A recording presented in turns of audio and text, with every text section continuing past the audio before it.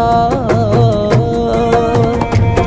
నువ్వు ఊర్వశివని కాదే నిన్ను ప్రేమించింది, నువ్వు దేవతవని కాదే నిన్ను పూజించింది, నువ్వు నింగివని కాదే నేలనేమైంది, నా ప్రాణం అనే కదా నీకు అలుసయ్యింది.